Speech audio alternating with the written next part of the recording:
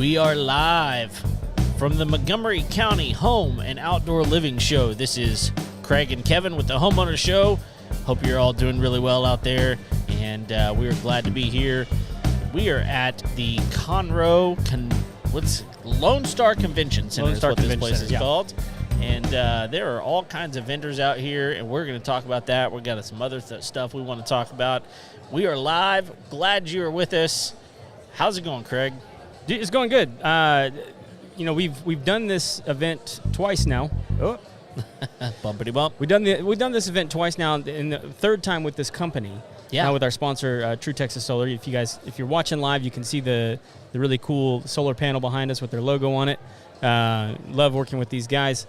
But this year is a little different, man. It's it seems to be a lot more versatility in the vendors that we're seeing out here. I don't know if I know you haven't had a chance to walk around too much. Not quite as much, but one of the things that I know is pretty much anything outdoor that you're interested. There's interior stuff around too. For sure. What kind of stuff are you seeing? I'm seeing a lot of like some of the smaller things that you think about around like leaf guards. Yeah, and things like that. And need. This guy sitting right over here is an internal vacuum system for your home. And so it's things like that I'm seeing that are, in the past it's always been like bigger contractors, mm-hmm. Like roofers, home remodelers, home builders, cabinet makers, and like larger, what I would call like the big ticket items. Right. And what I'm seeing more of today are actually some of the other things.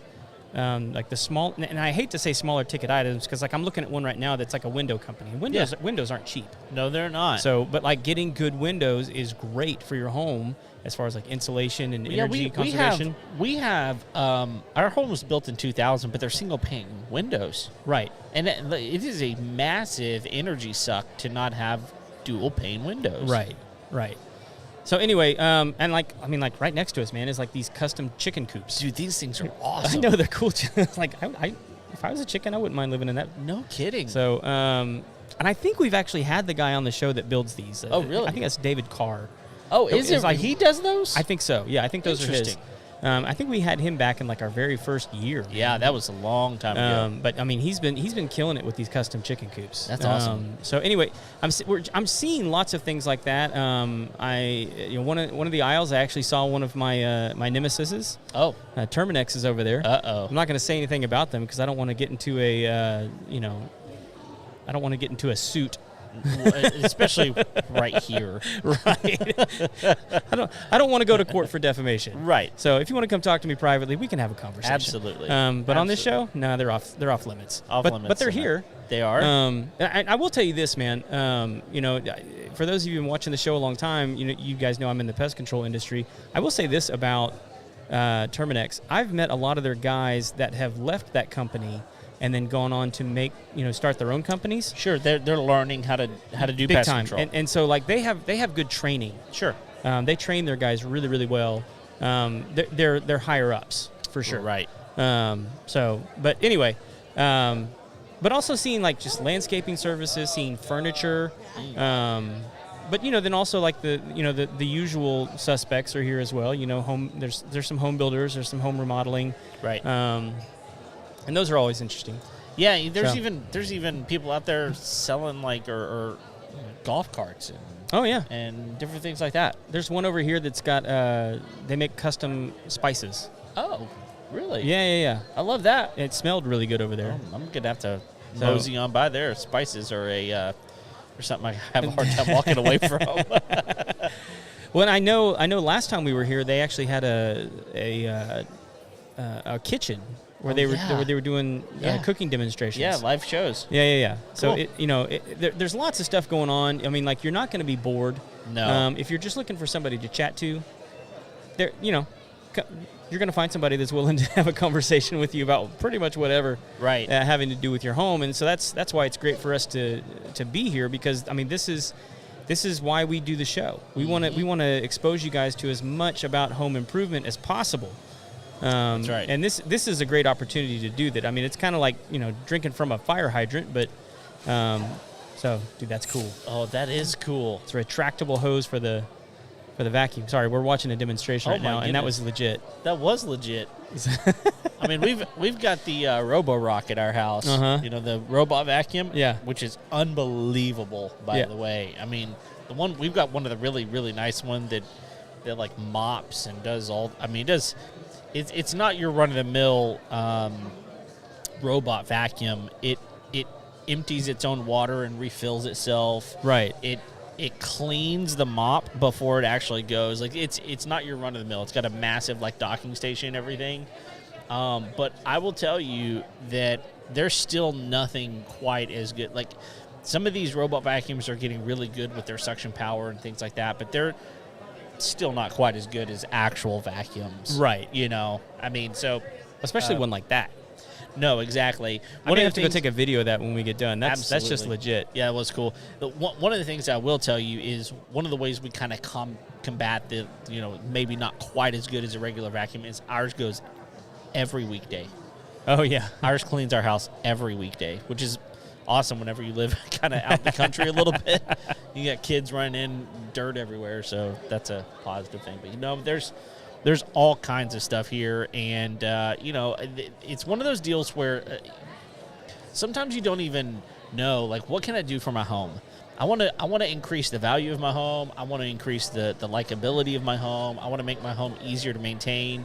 And sometimes just walking around places like this gives you ideas. Right. It makes you go, you know what, that's something I could do, or that I thought that was going to be an exorbitant price, and maybe it's not. Maybe it's a lot less than you thought it would be, or maybe there's financing available, or just an option that you'd never even thought of. Correct. You know? Well, and here's the other thing. So, like, for example, we've got a ton of gutters on our house. I mean, like, almost every inch of our roof has gutters on it, and it's a lot to clean. Right. And it'll take you a half day to get up there and clean it all out. But leaf guards would be really nice. But here's the truth. Not all leaf guards are created equal. So you come to a place like this, and you can see the product. Mm-hmm. You can see multiple vendors with multiple products and see this works this way, this works that way, and you've kind of got it all in one location to where you're kind of it's I was listening to a guy the other day talking about like time management, and one of the things he talked about was batching. Are you familiar with time batching? Absolutely. So the idea with time batching is you take similar types of things that you do and do them all at the same time.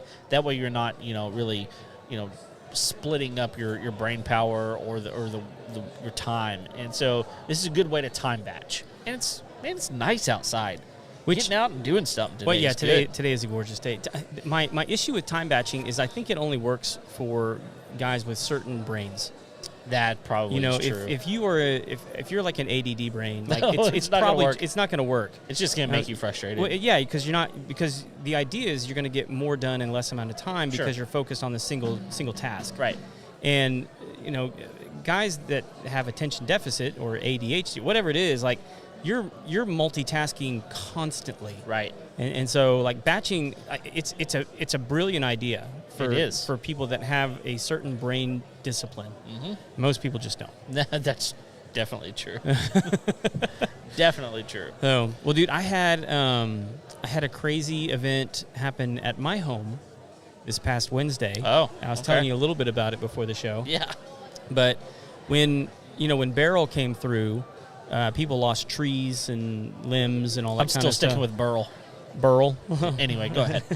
When Beryl came through, we lost a lot of limbs in parts of trees in the front pasture. Oh, man. And so I was down there for, a couple of days, cutting stuff. Just cutting stuff up with the chainsaw, using the loppers to get to where I could even get to some limbs. Sure. So by the time we were done, we had a massive burn pile, and it was probably 8 or 9 feet tall. Oh my goodness! And so we let it. And a lot of it was green, and so it just would have been a pain in the butt to burn. So we just let it sit out there for a while and dry till we could actually get to it. Yeah. Well, Wednesday night I was like, you know what? Today's the day. Here we go. I'm gonna knock it out. And it had rained a couple days before, so I wasn't worried about the fire getting out of hand. Sure. But we had a hose nearby anyway. So I lit that booger on fire, and that fire had to, like, when it was at its peak, probably about 15 feet. Oh man, licking flames up in the air, like man. The tree limbs are, whipping back and forth from the wind from the fire. Oh sure. And I'm out there with it. That's no big deal. Like I've done this hundreds of times. Right. And so I'm sitting out there with the fire, and it's when you're managing a fire like that, usually what happens is the middle burns, and then you have limbs that kind of sit around the exterior. You got to kind of put them back in. Yeah, somehow. and so like I'm out there working the fire, man. Yeah. I'm picking up the limbs, throwing them in the middle. Sure. When it's like actually like not Shadrach, Meshach, and Abednego hot, and 7 times. that's right. And I'm still sweating, but like I'm in there, like I've got my gloves and I'm throwing stuff in the fire, and I've been out there like 2 or 3 hours, getting this thing burned down. And I've got my hunting chair, and so I'm sitting by the fire, just, kind of enjoying the cooler evening, because we've had some cooler evenings, which has been awesome. Sure. And all of a sudden, down the road, I see a fire truck. And I'm like, well, that's kind of weird. Yeah. And he slows down about 100 yards away from my property. Okay. And I'm like, well, because sometimes they'll send a fire truck when there's like a medical emergency. Right. And the ambulance is too far away. And I'm like, I hope everybody's okay.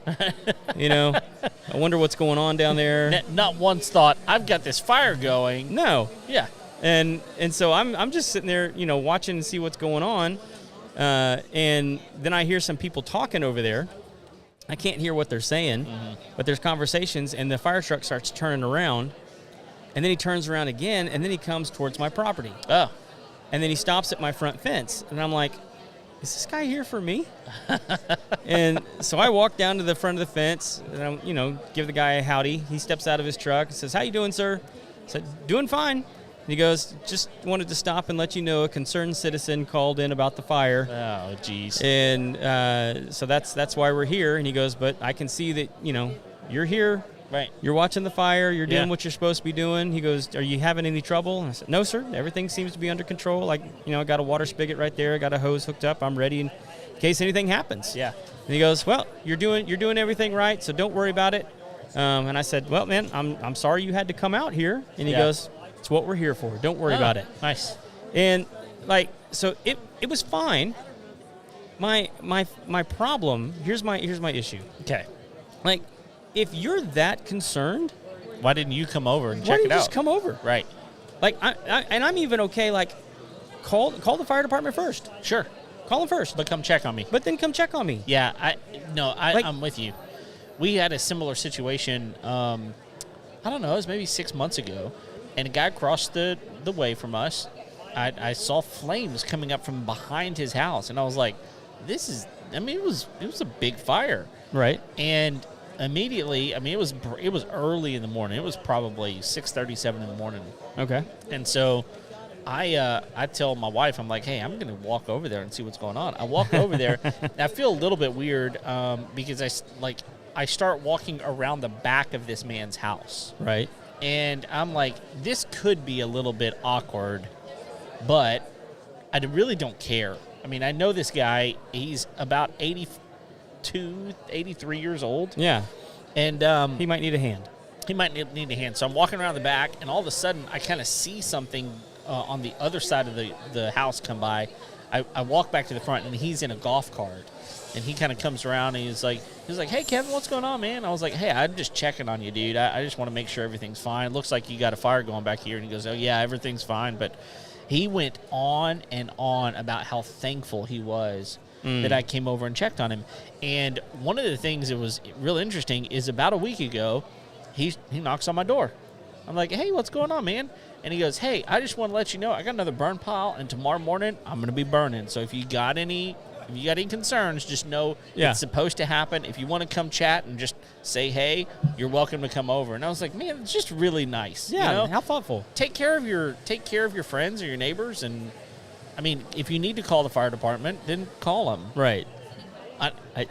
But That's my whole thing, man. It's like, if you're genuinely that concerned, come over. right. Someone may be in trouble. I literally, all they had to do was come around the corner and see that I'm sitting in the field with my dog, right. drinking a cold something, Yep. enjoying the fire. Right.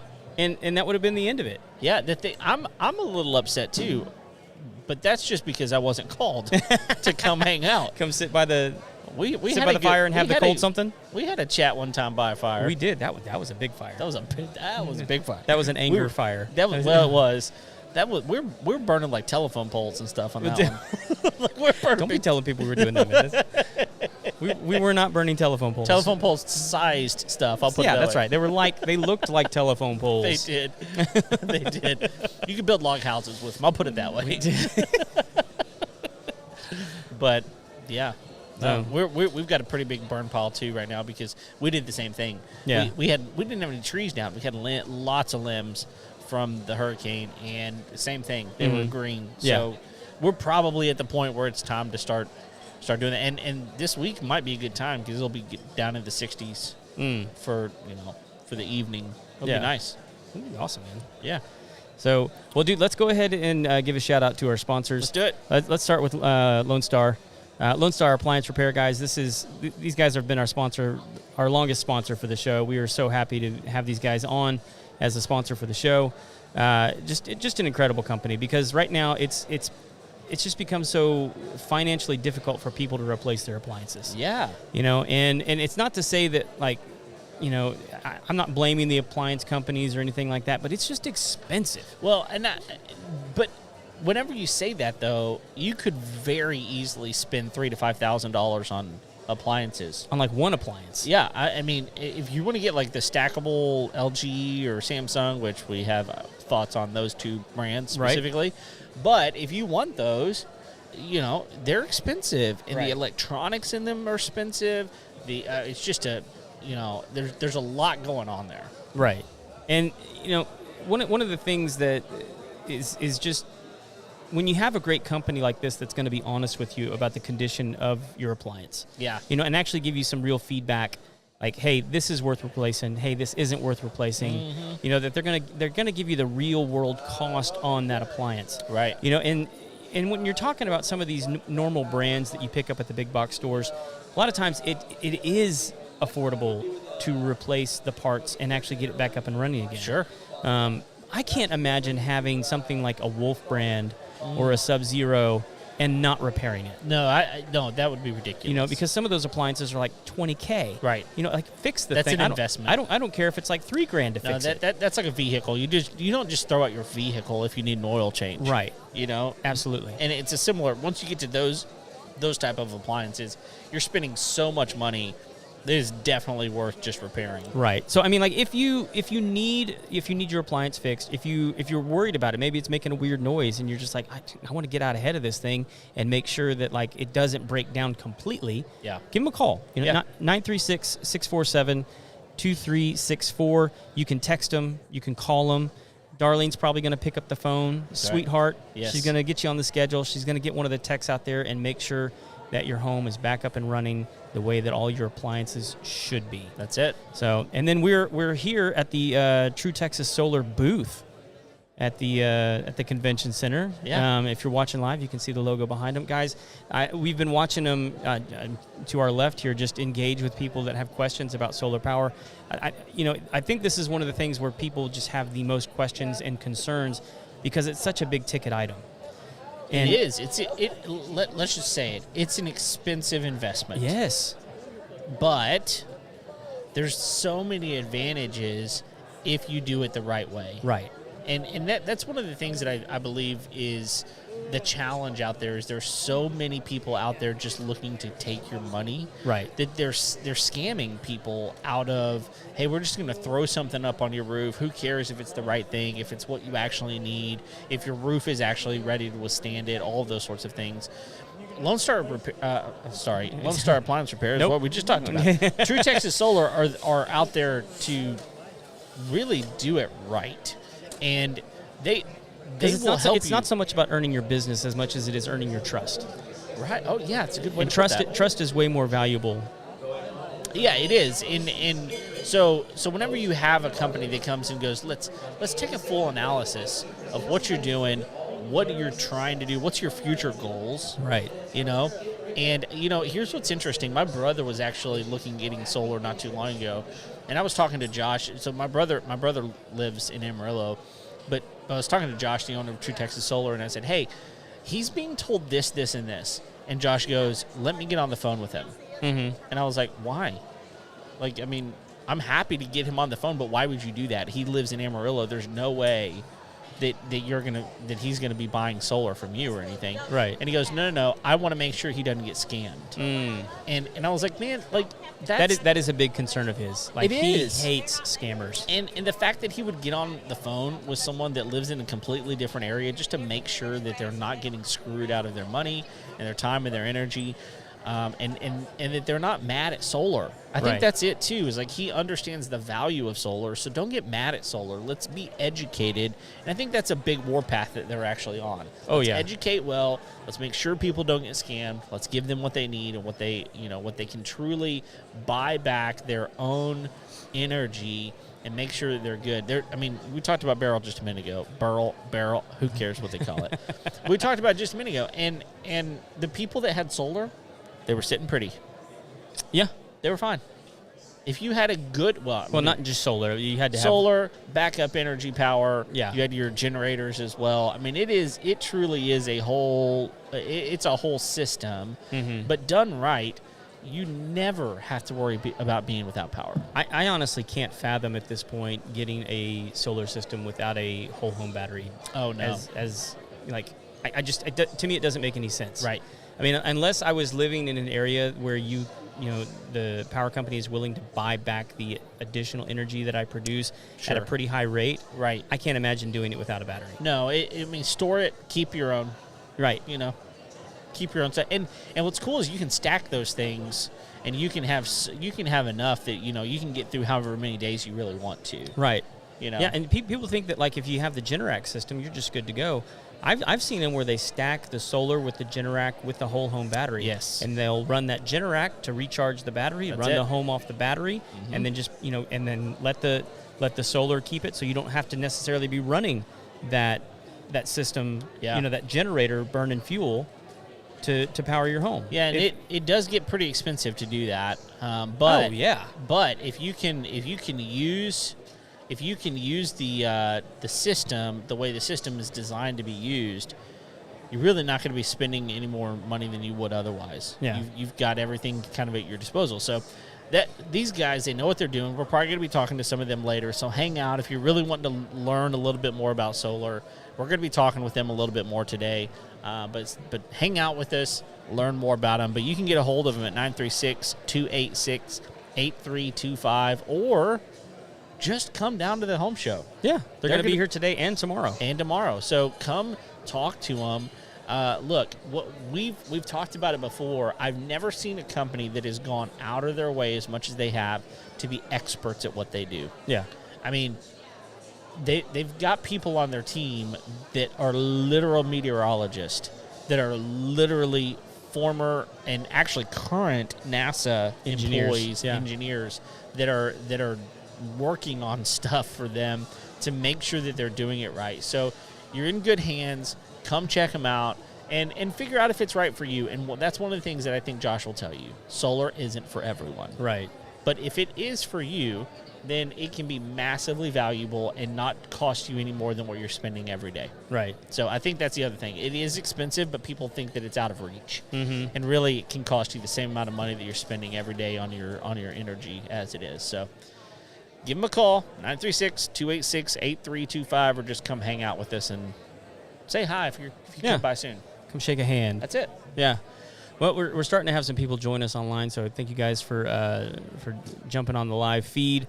Appreciate you guys joining us. Do you want to go see if you can find a guest? Sure. I think we have some people running late. I mean, like that vacuum guy right there could be great.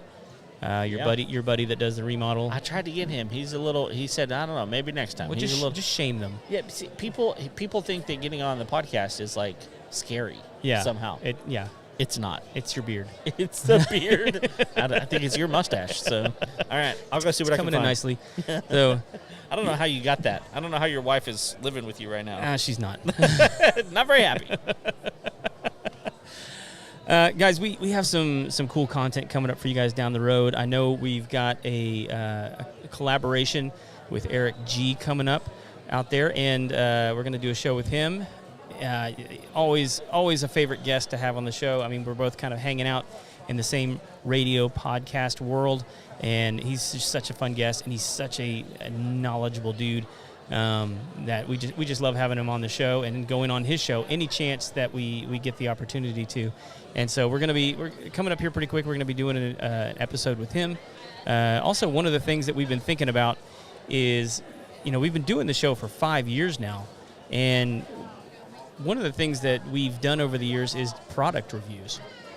And what I think would be a lot of fun for everybody is for us to go back through all of the products that we've reviewed over the years and see if we're still using them. Because, 5 years is a long time, especially if it's like a tool or something like that. We've reviewed a lot of Ryobi tools, and I've kind of changed my tune on the way Ryobi has been doing some stuff and the way that Home Depot has been doing some stuff. It's honestly just a little shady and some shenanigans that they've been pulling. So anyway, Kevin and I are going to be going back through some of the products and things that we've looked at over the years, and actually give a review and a catch-up review as to how those products have held up over the years and whether or not we've changed our mind from the initial review. And anyway, so we got Kevin sitting down. We went and found a guest. You got plenty of room there? I think so. All right. Who we got here? Yeah, this is Nick. Nick, why don't you go ahead and introduce yourself and tell people what you do and a little bit about your brand and all that kind of stuff. Morning. Thank you for having me, Kevin. Nick Buckhorn, owner-operator of Bumblebee Blinds of North Houston. We offer custom window treatments for commercial and residential applications, anything from blinds, shutters, shades, outdoor screens, drapery, you name it, we have it. Awesome. Okay. And it's so y'all do custom stuff as far as that goes? Because, I know windows are kind of a standard size in many ways, but a lot of times they aren't. They aren't, yeah. It is a little bit of a finicky business. I think that's why many home builders and other design companies leave it up to the experts, because it is almost like tailoring a suit. You're going in for real specific measurements. Sometimes your builders are great with those, right? And the specs are right on, or you have one window that may look the same as another but actually is an inch or two off. So it's important to get that right, so your treatments look the way you'd hope for, and that customization of the look, and really getting what you paid for in that design to open up the space and make it yours. Yeah, what you're talking about to me is actually like the scariest area of Home Depot and Lowe's in their stores. Like I go down that aisle sometimes and people are like cutting the blinds and like I'm like I know half you guys didn't measure. Like the not so custom section. The not so custom section. It's the yeah. You've got that Home Depot employee going, "Oh, I'll help you." Thanks. They're sitting there cutting it, going, "I'm gonna see you again." Right. Yeah, it really is a measure twice, cut once, but somehow that's you're not gonna enough. lose. That's not enough. That's not enough. Well, so we've got at my house, we've got our bedroom specifically. We've got some big, massive windows that, like on a day like today, where we're like, hey, I wake up every morning at 5:30. It'd be nice to sleep in a little bit, but we got all the sun coming in. We'd like something on our windows that isn't just curtains, but also, we don't hate curtains. They just have their own thing, right? So is there a way that we could do maybe some blackout or even not blackout, some room darkening, and also get a decent looking shade that's not just like, I guess cut and dry blinds? Oh, absolutely. There's so many options out there now in terms of both the aesthetic you're looking for, but also the functionality and either that room darkening or blackening aspect of what you're wanting over your windows, including automation and motorization to those blinds, which cool. does all the work for you, right? Setting up with your Alexa or your other wireless devices and connecting the whole home with it. The industry's really come a long way and continues to innovate, I'm sure, much like y'all's business. So, which automation system are you guys using, or is there one? There's multiple that you guys are. Bixby, Alexa, Google, any of the ones that. But the blinds themselves, are they like the Lutron ones? Are they the? Yeah, there are. It's really dependent on the brand. You know, each brand has their own kind of proprietary motors or wireless connections to tie either to one of those hubs or the connections that you're using in your home to control those devices. So it is pretty brand specific, but comparatively to where it was 2-3 years ago, the industry's really changed there. And surprisingly, I heard a stat the other day that the U.S. is actually behind in that motorization and automation. Oh, really? Automizing window treatments. So I expect the industry, here to catch up some. Being that everybody's looking for that convenience in their home, like you were talking about.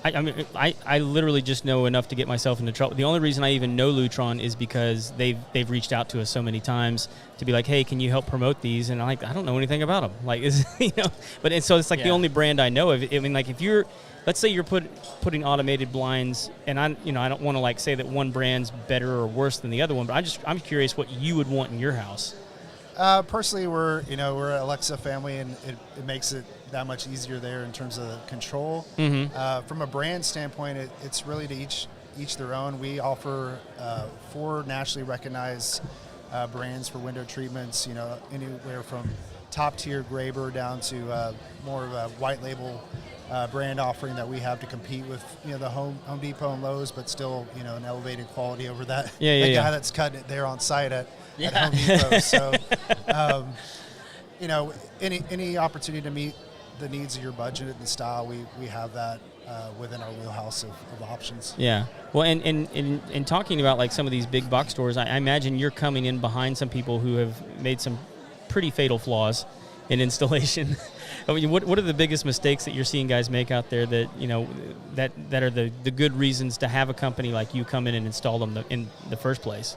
Yeah, you'll see some interesting stuff, especially when it comes to measurements and really setting the expectations. If you happen to walk into more of the spec homes that may not have things squared up exactly, you have to really set the expectations for what the product can fulfill, and achieving the room darkening aspect or just full coverage of the window.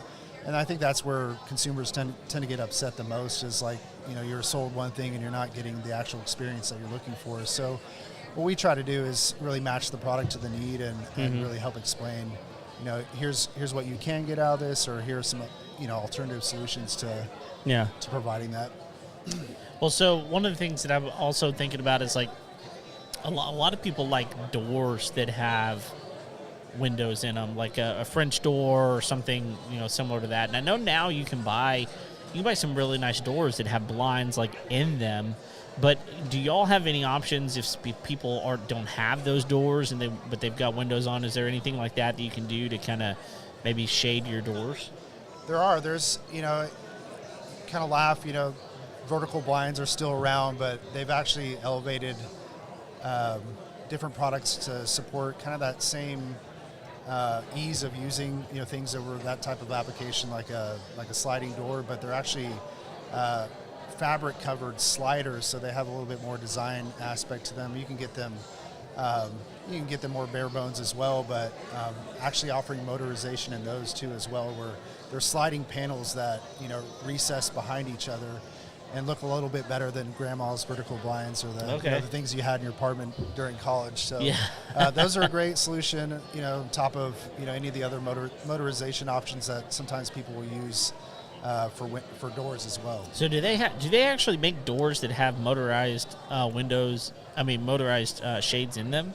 I haven't seen that yet. Because I'm just thinking, I'm just thinking, like, once you get to the automation side, you start going, hey, I don't have to change my blinds anymore. They're gonna, at dusk they're gonna start closing up, and in the daytime they're gonna start opening up on their own.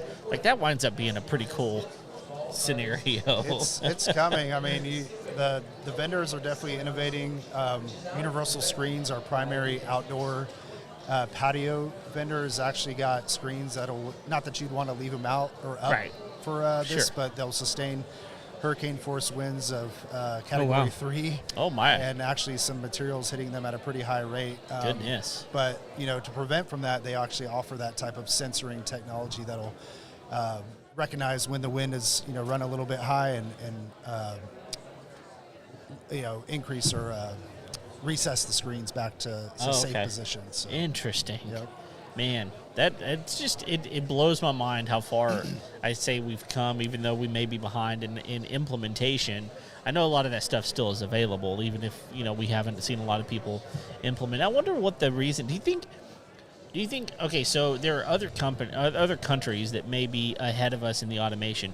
Do you think any of that has to do with the size of homes that we're in, and the fact that a lot of these other countries, they live in maybe an apartment or maybe a smaller studio type home that maybe 800 to 1,200 square feet, where we're living in 25 to 4,500 square foot homes, and just the cost to automate that type of thing is that much more, or is there maybe another reason?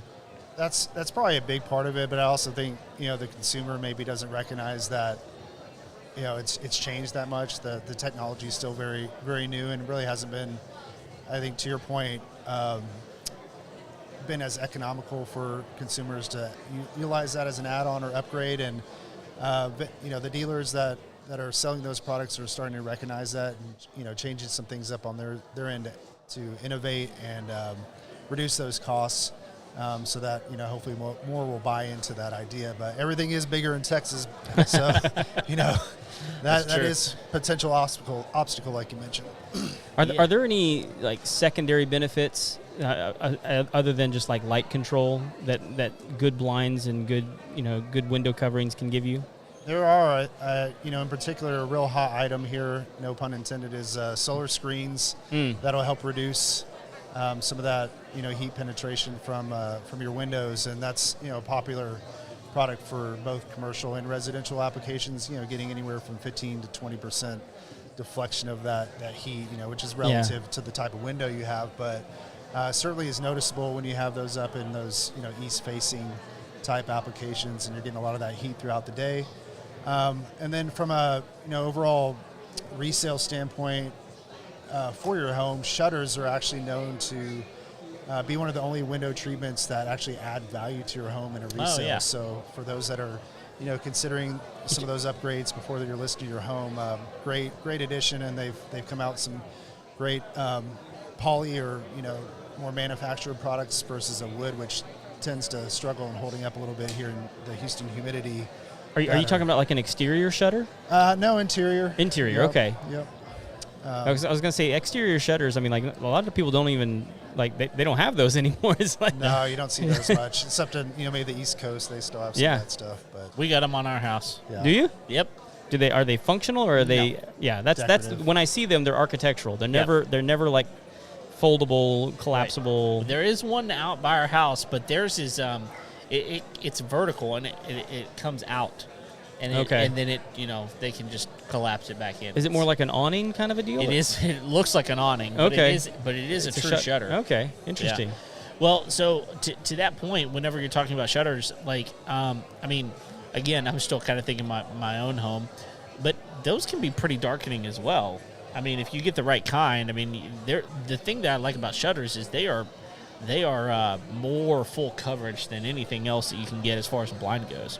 They're going to have a lot more closure, and then the trimming in of them is going to be much tighter in your window casing than that hand cut blind or even a custom blind where you're going to have some light gaps between. So they do help out with that a lot, and just the visual of them, it makes it look like a lot more finished look to your Right. window casing, and almost framed up to where it definitely looks nice, and adding a different touch to your home, especially if you've got those kind of bare window casings that a lot of the newer homes have. Yeah. So are those typically just like shutters that are stationary, or do they then hinge open? You can order them multiple different ways in terms of the layout you want to have them open, left to right or right to left, or individual shutter openings. So you have that flexibility and still being able to open them up, clean your windows, do all the things you want to do to let light in, and then still control the slats too for that minimal light adjustment. Are those automated? There is one brand that we are just now partnering with that I was on a call yesterday that said they are offering an automated shutter now, which is Interesting. news That's to cool. me. So that's pretty impressive, because they tend to be a little bit more of a heavier product, but I think with some of the composite materials that are coming out, they're finding ways to add motorization to that as Yeah. well. So on those more composite materials, do they have like texture to them, or are they just completely smooth? There's different variations to that. they still will have a very, wood-like look to them. The benefit, though, too, with some of the brands that we're working with is, despite them being dang near, can't destruct them in terms of damage. Sure. They're providing best-in-class warranties to where your dog chews on it or something else. They'll replace them, no questions asked. So, Okay. Pretty Wow. impressive in what they're offering. So it kind of makes it a no-brainer, especially with the unknowns of wood and more of that composite-type wood, potentially warping or having issues if you've got too much humidity coming into your house through that window penetration. Right. Interesting. That's really, really good information. What have we not asked you that you think, okay, we should probably mention that? Well, I'm more curious on my side, thinking innovatively, why there hasn't been more of a partnership, I guess, in the solar world with window coverings too, and thinking that there's got to be something down the road there that's going to benefit folks, and having their shades down while they're gone with maybe some type of solar application on the back, and charging their home up or charging that's an their device interesting one. up. Yeah. Like, Yeah. seems like there's room to. Well, I actually Was it you that was telling me about the Yes. membranes? Yes, I learned about some people from, I think, Harvard and Yale that have just developed, and it's available. And I don't know how widespread, but it is a 2 mil thick solar panel. Wow. And it is literally can be applied to anything. It's almost like a window tinting. Huh. So you could put it on the top of a car. You could put it, on windows. There's a lot of things. My guess is one of the things that is challenging in the window shade scenario for like solar would be most of the time whenever you see a solar panel, it's got to be facing a certain way at a certain angle, those sorts of things. We're just wondering if maybe there's not the application hasn't come far enough to be able to get there. But with this type of technology that you can literally, just apply it to a window or apply it to the top of a vehicle or, you have a metal roof. You can just, apply it to the top of a metal roof, and there some pretty cool things coming. So who knows? We'll see what happens in the future. That's impressive. Yeah. Yeah, I would imagine with window treatments, people who are interested in solar are going to be more energy conscious, and Yeah. anything that can reduce the amount of heat entering your home where you're not having to run the air conditioner as much is going to be beneficial in the long run to just the longevity of your panels and if you have a whole home battery, having to pull from that as much. I was going to say one of the things I've heard and read a little bit about with some of the automated blinds is some of the health benefits of developing a healthier sleep cycle. Yes. Where the blinds are you can automate them to open when the sun comes up, so that you're getting your body used to that cycle of natural light waking you up in the morning, or especially if you have that east facing bedroom, and so I don't know what all of that is, but I know that it's really good to have a healthy sleep rhythm. And that you can have your blinds, because used to, back in the day before blinds were ever invented, that's how people woke up in the morning. The sun come through the window, and anyone that's ever gone camping knows this. When the sun comes up, it doesn't matter if you got 3 hours of sleep the night before. You're waking up. You're waking up. And so I've read a little bit that automated blinds can really help with that, because what a lot of people, you think about guys that work overnight. They need, those guys, because they've got the aluminum foil wrapped wood on the outside of their windows, keeping the heat and the sun out in the morning so they can sleep through the day and go to work at night. Yeah. So I think there's something to that. Yeah, for sure. That is a tough routine. Yeah, I can't imagine being on one of those off schedules and not having something like that to help, keep protecting that cycle of sleep that you all need. And especially, for things like nursery applications too, and for babies that need those 12, 13, 14-hour, sleep cycles. Absolutely helps for those applications. But in my house, we have a tendency to get woken up by our dog every morning in his cage. So, there you go. There you go. Well, I get it. So I'm from Florida originally, and one of the things I picked up on really quick at beach houses is you have those wider planked shutters that they would use them almost to like open the windows, and you would use them to keep the sunlight out but keep the breeze moving through the house. And I don't know if that's like anything you've ever come across, but like it works, especially like ocean breeze where it's constant. It really keeps the temperature down in the house without having to run the AC. And so like like one of my favorite things used to be like literally in the middle of the day, just taking a nap in a room with those big wooden blinds, keeping the sun out, but that breeze, it was almost like a fan blowing on you. So I think a lot of people just don't even realize how efficient those things can actually help the home be, and you know, create some cool environments that are a little more natural.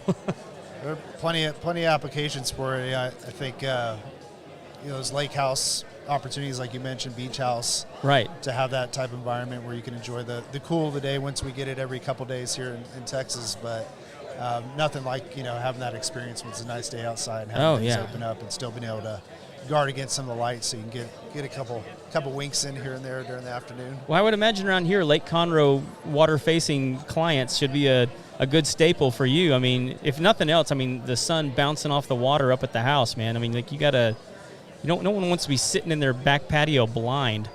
Had one stop by our booth today, building a brand new house with 17 windows out there. Wow. There you go. Looking to do exactly what you just described. Okay. So, yeah. Perfect. Well, in that vein, man, I mean, thank you so much for sitting down, but do you want to let everybody know if they have any questions about, you know, blinds, shutters, automation, any of that kind of stuff? How do they get a hold of you? Absolutely, yeah. Thank you again for having me. We are located in Tomball over there off of Huffsmith, Corville, and McAfee. And happy to answer any questions you have, either over the phone, through our website, or through an in-home consultation. Easiest way to find us is on the web, bumblebeeblinds.com/North Houston, or out here at the home show if you're planning on coming out today. Yeah, it'd be good. I mean, you guys are here today and tomorrow, correct? Today and tomorrow, and we're offering a home show sign-up offer of $500 off any orders of $5,000 or more through the end of October. So great opportunity if you're looking to do, you know, some nice upgrades to your home, to take advantage of that offer while you're out here at the show. Awesome, man. Great. Dude, thank you so much for sitting down with us. I learned a bunch. I did too. Yeah. I mean, awesome. I don't think we've ever done like. No. Yeah. First time. All right. Thank you, guys. All right, Nick. Thank you, bud. It. All right. Nice absolutely. to meet you. Yes, Good luck sir. with the show. All right. Thank you. All right. Yeah, that was good, man. Yeah. I mean, so much. I mean, again, like this is why this show is great, man. Not just because we like it, but because there's literally like a bottomless void of information of stuff that you just don't know about when it comes to your home. That's right. But we were talking about windows earlier. Yeah. And about how I've got single pane windows in my house, and we're trying to figure out, like, there's multiple ways you solve a problem. One of the ways to solve our problem is to replace the windows and get dual pane windows. Mm-hmm. That doesn't solve the problem of light, though. Right. It just solves the problem of maybe some energy efficiency. But if you can get a product that solves both the energy efficiency, or at least combats it, and the light issue that you're trying to just kind of control a little bit, this is an excellent way to do that. Yeah. And at a price point that'll be much more favorable to what most people are willing to spend. Absolutely. So, yeah, really good stuff. Well, we are going to get the vacuum guy on. He is waiting until his partner gets back, so that they're not leaving their booth completely unmanned. Do you want to try to find? You want me to go find someone else? You want to get one of these solar people? Let me see here. All right, we'll see what we can do. We're hoping to get some more people on the show and really just try to continue to give you guys some value. So I think one of our solar guys is going to sit down, which is awesome. So come on in, man. Put these headphones on. Get as close to that microphone as you can. Yes, sir. We'll be good to go. Always good to go. That's it. May have to, maybe more comfortable to hold this. I can give you a little bit. Yeah, because it tends to pull a little bit. So. All right, there we go. Awesome. Tell us your name.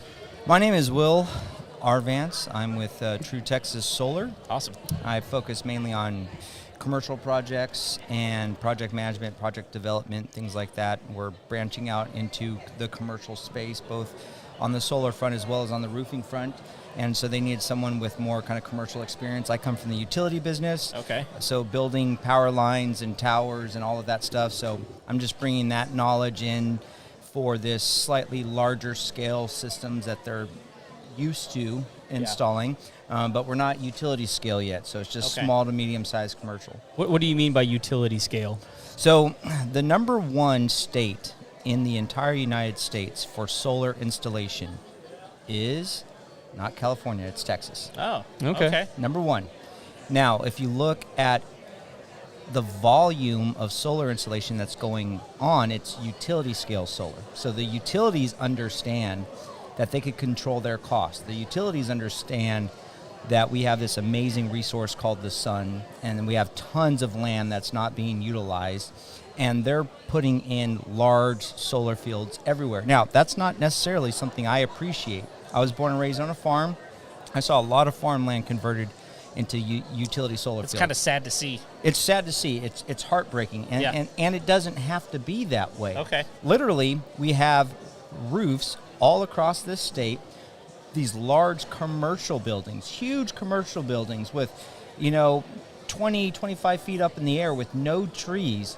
We could provide all of the power for the entire state if we just covered the surfaces of commercial buildings that are already standing with solar power. Oh, man. But we're not. The utilities are doing it. The Yeah. utilities are taking advantage of the tax credits. The utilities are taking advantage of scaling large solar. And so now we're buying up farmland. I say we, I mean the larger utilities are buying up farmland. They're leasing out land. You're seeing cattle and beautiful grazing land turned into these graveyards with nothing but solar panels on them. And we ask ourselves, well, why is that happening? Well, it's happening because the utilities want to control the entire asset. They want to control power production. They want to take power production at an incremental 2-3 cents per kilowatt hour and sell it retail at 15, 16, 17 cents per kilowatt hour. Man. They are completely fixing the market, and we're just letting them do it because we've convinced ourselves that solar isn't affordable. We've convinced ourselves that solar is ugly. Who wants that on their roof? It's like, it doesn't have to go on your roof, pal. Go on a ground mount, or let's put them on all these beautiful large commercial buildings that the roof is never really seen anyway. Put them all on that, and we could produce enough electricity to carry this state for the next 10, 20 years. And that's awesome. In fact, we've talked about this before, that the church I'm at, we just got solar on our church, and it's a pretty large facility, and it's 100% running off of solar at this point. But it does cover the majority of the roof line, but it's so high up that people don't notice. They don't notice. They don't care. It's not ugly. Right. It's just already a metal power. roof. It's already a metal roof Right? up there, and a lot of these roofs actually have a what do they call? They're like a flat roof. Yeah. With a parapet. Like a 4-foot wall on it. Right. So you never get it's to a see parapet. You never see it, and so all we do is we go in, we utilize all of the space of that roof, we install the solar, and then that business owner, assuming that they own that property, right? They own the building. They're able to build that at 50% subsidized by the federal government through tax incentives. Right. So you're able to offset your electric power. You're not having to pay for power anymore. You're able to take advantage of federal tax credits that will offset up to 40 to 50% of the cost. And that's not even talking about the grants that are available as well. We help companies apply for grants. And now you have a 35-year product on your 50-year roof that you're not using anyway. It's not doing anything. No, and you're not up there. you're more energy efficient because solar panels basically will absorb all the sun. So your roof isn't getting heated like it was before. So you just put a shade structure. Many companies, they don't have the roof, enough roof space. So we put in carports. Employees, customers love parking their car on these hot Texas summers in a carport. Well, you see carports everywhere. What do you don't see? You don't see solar panels on those carports. Right. Why not? You built them anyway. Just throw some solar up there, and take advantage of what's being produced naturally through the sun at a fraction of the cost. And many times, I think, correct me if I'm wrong, but many times you can roll the cost of building certain structures into these deals. Is that correct? Absolutely. So here's a deal that we're currently working on. There's two there's two crazy deals, right? And I call them crazy because we get weird stuff. Like, we Okay. don't build normal stuff. We build the weird stuff that everybody else goes, I don't want that. yeah, I don't want to touch that. So we have a customer, he bought 20 acres in Conroe. Okay. And his goal is to convert that into business centers and then to sell off those properties to commercial, for commercial uses. Well, there was a 5-acre retaining pond on that property, and he didn't realize that he couldn't backfill that pond and use it as extra space because it's a fire water retention pond. And so now he's got 5 acres of space that he cannot use. You can't build on it. You can't do anything because it's restricted area. So we, approached him and said, have you thought about solar? He's like, well, what do you mean? We could build a floating solar platform, and then you can sell the power that you produce to your tenants, and you become the utility. And he's like, I didn't think about that. I was like, yeah, and we could cover it up to $1 million with a REAP grant, a Rural Energy Efficiency grant that we got from the federal government. You get a 30% federal tax credit, and you get 10% in addition to that for domestic products. So like we're using U.S.-made American product.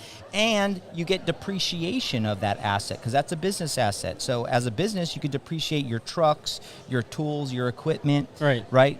And so now he's looking at space that he would not have otherwise used, putting something insane like a floating solar field on there, which is very doable and very affordable, all for 60% offset of the cover and of the cost. And now he's going to be the utility providing power to his tenants. Man. Then he can do all that in 5 acres? All that in 5 acres. So you could fit a megawatt per every 2 acres. Mm-hmm. A megawatt is 1 million watts. So that is enough power to feed this building for probably 5 years.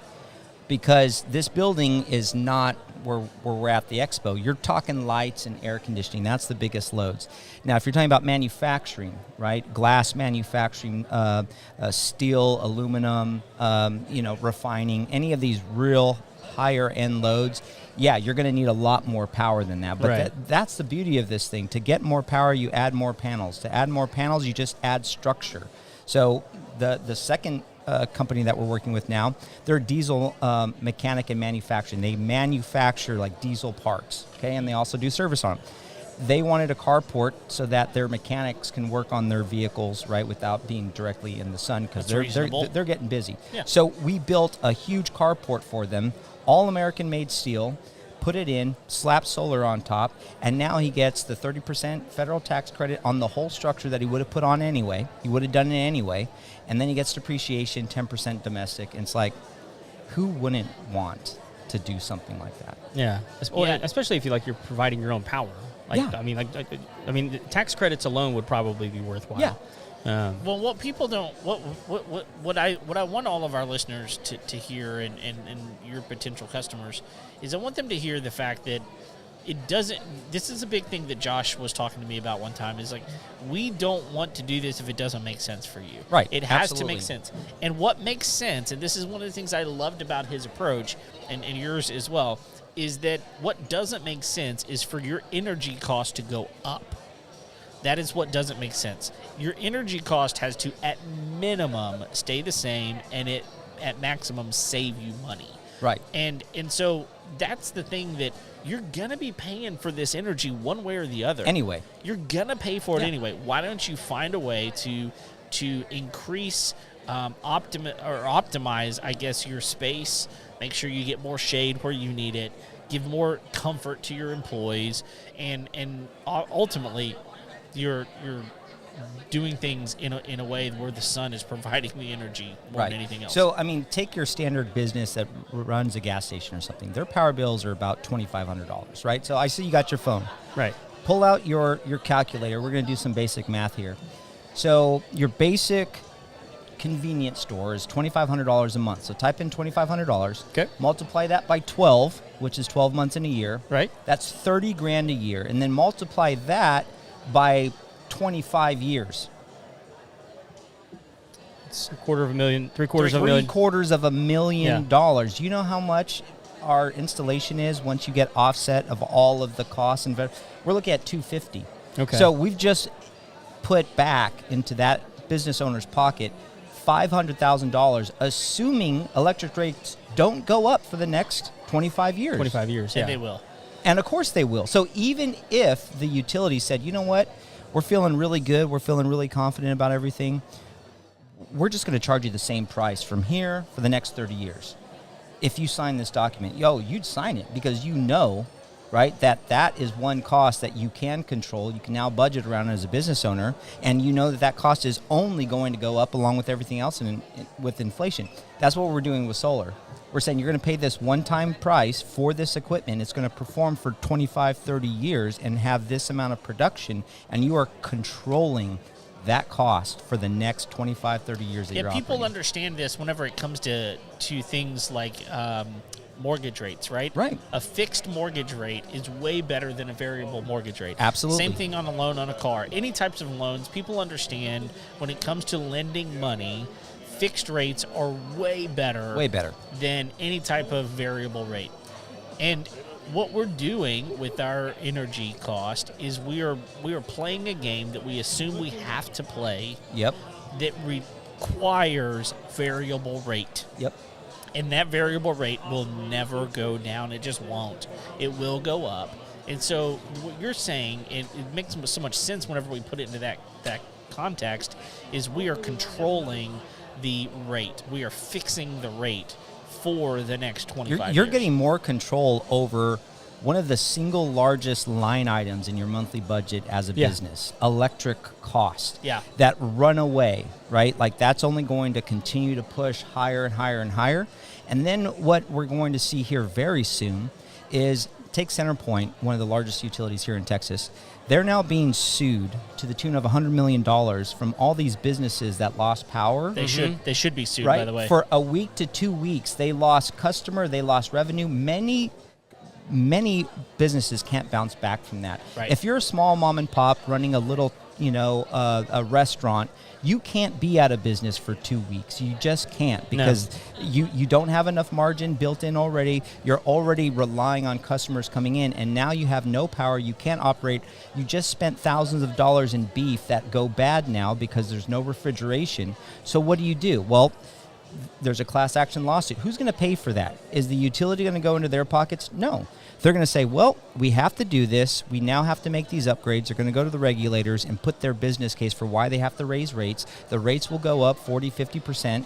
And we've seen this with case studies with other utilities all across the United States where there's been fires, there's been things like that. And they're saying, hey, if you want a more reliable utility, we're going to have to charge more money. Right. And the regulators go, yeah, because it's not a convenience. Electricity is not a convenience. It was a convenience 100 years ago. It's not a convenience now, right? It is an existential part of our livelihood, right. And we all have to pick up the tab now. Yeah, and one of the things that I find is like, for example, at my house, and we've got property, so my rates are probably higher than other people just because of the size. But number of buildings, yeah, right. And and all, kids leave lights on. Anyway, Yeah. But I'm familiar. Yeah, but one month, go back to April or May, our electric bill may have been $160, $180. In August, it was $365. So, again, there's a couple of things that I'm looking at here. For a lot of people, that would be an insurmountable change. Yeah. That would be an amount that we would go, that's more than double what I'm getting paid to pay my bills. That's going to break them. It's going to break them. That money's going to come from somewhere, and it's probably going to come from one of the costs that they can control, like food. That food, exactly. Right? And so now we're gonna be eating ramen noodles or peanut butter and jelly, and now Right. our health is gonna go down, right? Right. So there's lots of ways that this gets impacted. Where, let's say that we put in a solar system. You put in a solar system. Month to month to month to month to month. This is you're essentially getting a loan, Right. and you will know it is this much money. Right. It is like your car bill. It is this much money every single month. You can better plan and better budget for things whenever you know how much it's going to be every single month. And this I'm talking residential, but commercial is even more. It's sometimes. magnified. It's magnified just on the because commercial. of the scale. And so And we don't know any better. Like, since we were born, we've been paying for electricity to a utility. Yes. Since every single one of us was born, that's been the only model that has existed. And then enter solar, like commercially available solar for residential, 20 years ago. It was so expensive and only these enthusiasts had it. And so now we have an option to the utility that we've never had before in our entire lifetimes, right? And it's right there. And it's finally come down enough in price to where it makes sense. And I don't invest in solar, and I didn't go into the solar business because I'm a green freak. I think it's going to save the earth or any of this. The reason why I went into this business is because we are going to face an existential crisis in the near future. There's going to be some domestic terrorist event, some cyber attack, something on the grid. Our grid is so fragile as it is already because our grid was built for the population at the time it was built, which was, 30, 40 years ago? Right. And what does it take to enhance the grid, to bring it up to the demand that we now have on it with all these businesses and all these people moving in? It's going to take decades to build that, and it's going to take millions upon millions of dollars. So we are at an amazing point in this whole cycle where we're right at the cusp. The grid has never been more fragile. We've never had more load on that grid. It's only going to get worse, and now we're running out of options on how to offset that. So this thing is going to break, and when it breaks, it's going to break big. Like we saw the freeze 2 years ago. We've already seen it break a couple of times. Yeah. And that is affecting hundreds of thousands. I think over 1 million people were affected with barrel. People died. People don't understand this. They did. For some people, it's not a convenience. It's not a convenience. No. You have diabetic medication that needs to be refrigerated, or you die. Yep. Okay. You have people that have invested thousands of dollars in beef, and they live far away, so they just can't make that drive, and that investment is gone. You have people that are living off of medical equipment, CPAP machines, things like that, where it's like, if you don't have those services, you are putting yourself in a very, very difficult position. Sure. One of the things I think a lot of people don't even realize is how novel electricity is in Texas. Yeah. I mean, a lot of people don't realize the reason that we even have electricity in Texas, that was Lyndon Johnson. Yeah. I mean, that was his whole that was campaign. His baby. Yeah. And so and that was 60, 70 years ago. Yeah. That's in the big scheme of things, that's nothing. Nothing. And so electricity in Texas is a relatively new thing. Mm-hmm. And so now you compound that with everyone's talking about how fragile the system is, and it's it's still, we're still figuring it out. Right. And solar, I think, is going to be a big part of that. Now, I think it's kind of thrown a little bit of a monkey wrench because everyone's been, we need coal, we need nuclear, and I'm a big proponent of nuclear, but it's next to him. It's not cost prohibitive for them to build those things anymore. So just take the sources of power that we use currently, right? We have natural gas, electric cogeneration stations. That's a big piece. Right. We have solar. Okay, we have natural gas. Okay, now imagine that we need to bring a brand new facility online. What's that going to take? It's going to take 10, 15 years of permitting, sourcing, huge O&M costs, right? Because now you have to have people to run it, to maintain it constantly. Talk about nuclear, it even takes 20 or 25 years to bring a nuclear plant. Right. Solar, we could put up a field in a year. Right. Right? And I'm not a proponent saying that solar's it. I think we need more energy independence, not less. Probably need a nuanced combination of... We do. Yeah. It needs to be a balance. We should be building new nuclear plants that are super safe and statistically very little risk associated with that. And we should be bringing on new natural gas cogenerations. We should be increasing our grid production and our grid management to the same rate that we're increasingly putting more and more demand and load on it. Otherwise, it's going to break. I mean, it's no difference than when you were 25 years old. I could stack weights on your shoulders all day, right? And now, if I was to stack those same weights, you're like, man, I'm, 10, 15 years. Just one, you're really. like, I can't handle it. My body's breaking down. I can't handle it. But that's what we're doing with our grid. It was built 30, 40, 50, 60 years ago, which is why we see all these poles and all these lines loose and overgrowth. Yep. And we're putting more weight on it now. Yes. Not the same amount of weight, Yeah, more more weight. weight, We got yeah. data centers coming in, AIs coming in. We're building stuff for crypto guys. I mean, yeah. it's ridiculous. Those are what we're seeing. massive, Massive powerful energy hogs. Well, and not only that, I mean, you start looking at, Elon just announced that not only is Tesla going to be headquartered here in Texas, but he's also bringing SpaceX over. Yes. Boring companies coming over here, and like I don't know about you, but I think rockets probably pull a lot of power. Yeah, it's slightly different. They're not running on solar yet. We haven't quite figured that. He said technology. Yet. So it's coming. Well, let me ask you this though, and I want to circle back around to some of the commercial buildings because I have some questions about that. But like I know on the East Coast, one of the alternatives that they're really investing heavily in is offshore wind. Yep.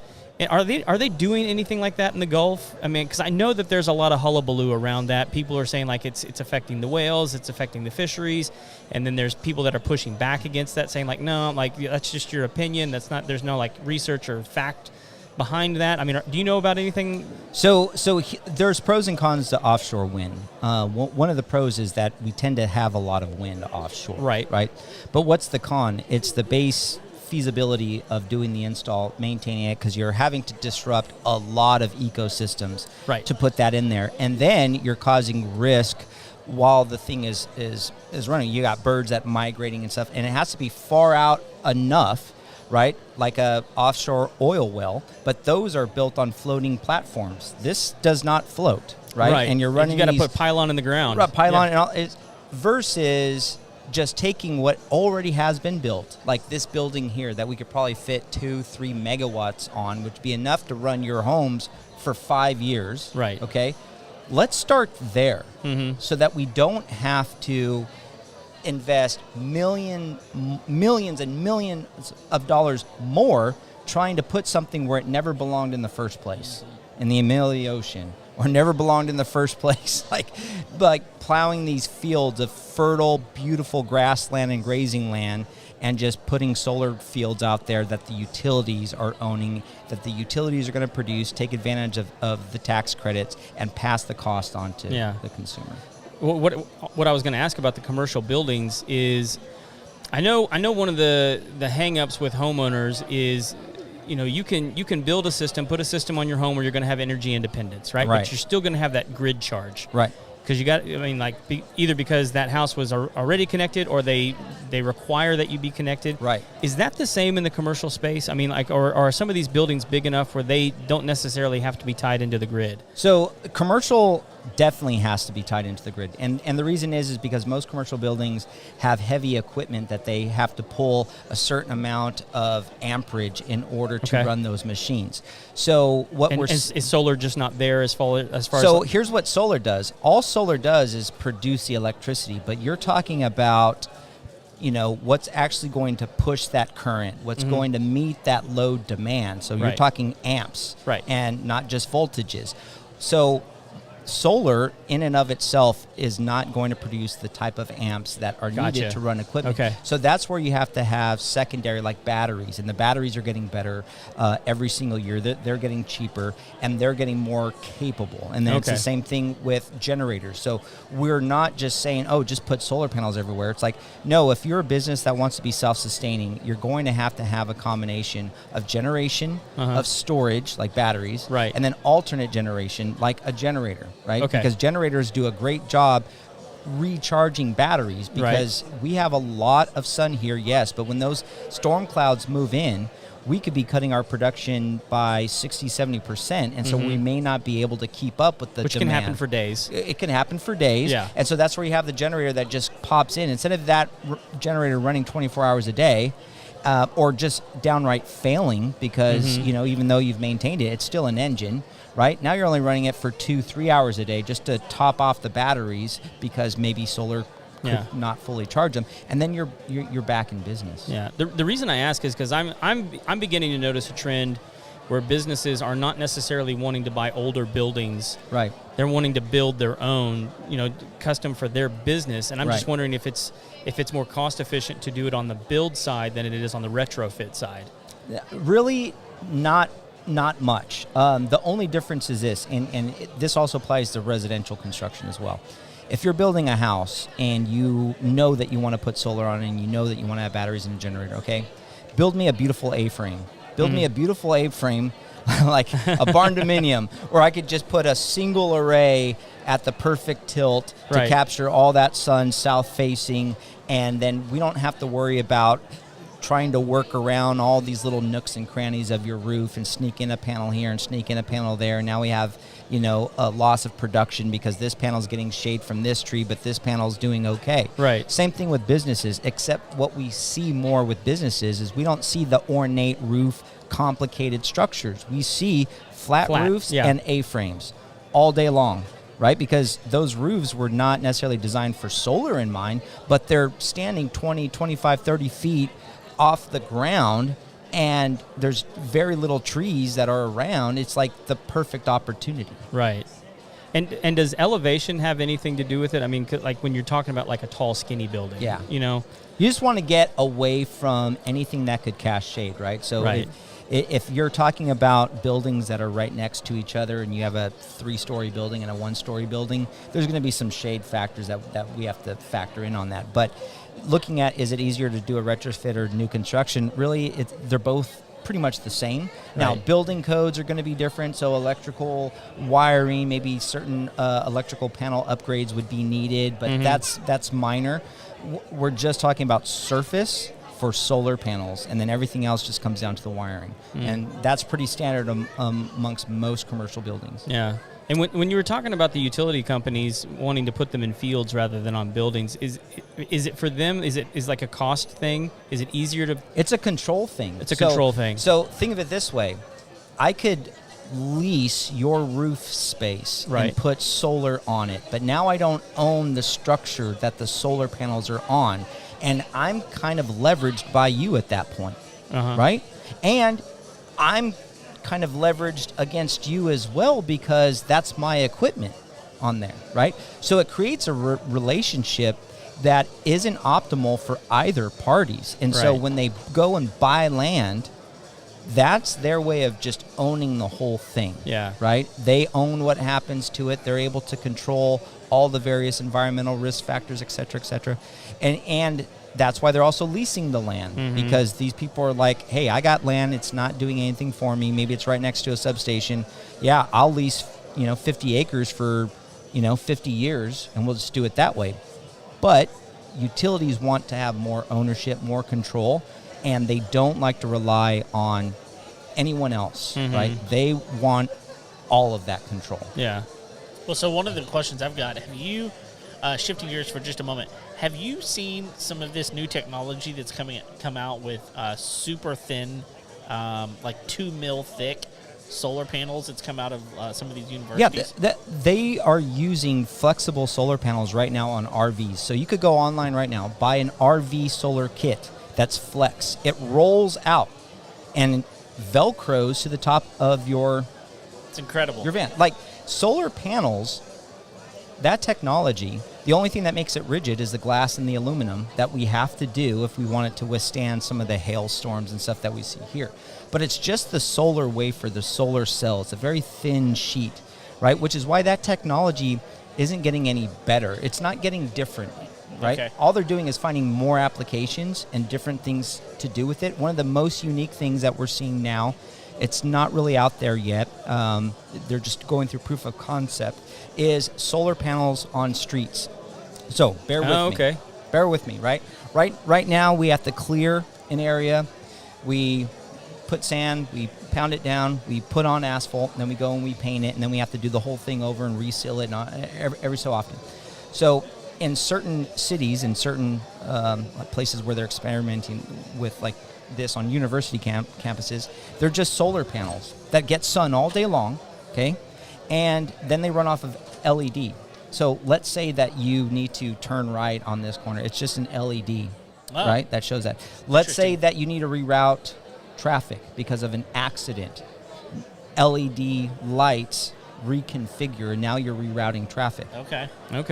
Interesting. So, and that's all those panels are there to power. That's all they're what they're doing is they're feeding whatever structures are coming off.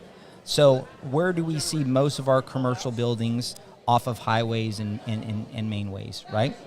Now, is it super expensive right now? Yes, but that stuff's going to get cheaper. You could still drive trucks over the stuff, but it's what can we use that we already have in place to put solar versus having to buy up land, take up different, right? There's so many options that we already have. And my point is, let's start there. Mm-hmm. Let's stop letting the utilities drive us when it comes to our electric power, because there are other alternatives that we've never had in the history of our lives like we have now when it comes to electricity.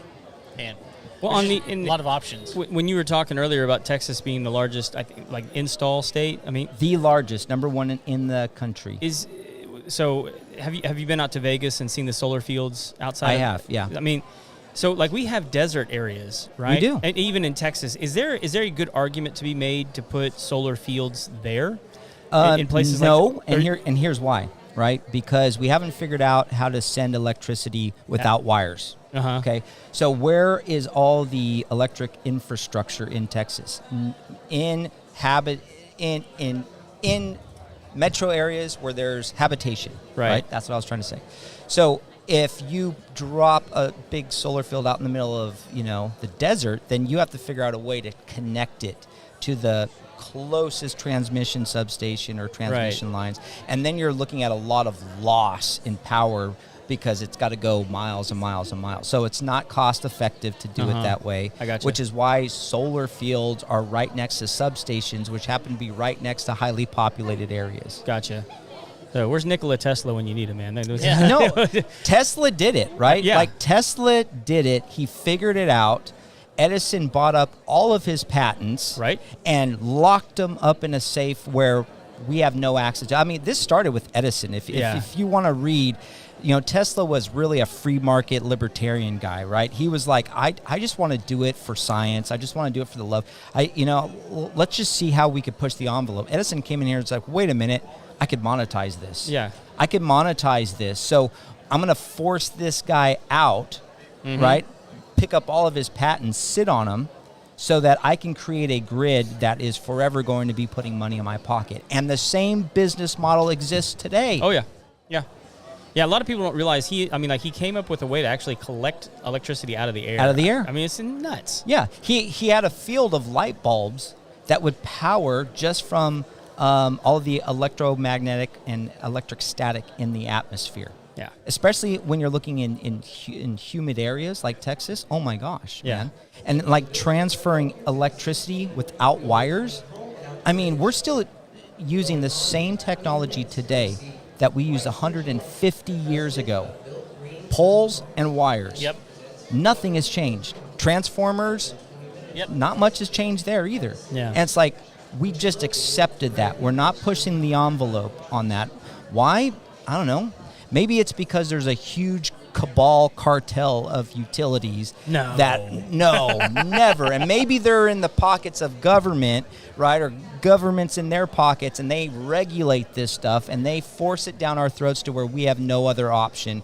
And we're literally connected to these big entities through real strings that happen to be wire. Yeah. Yep.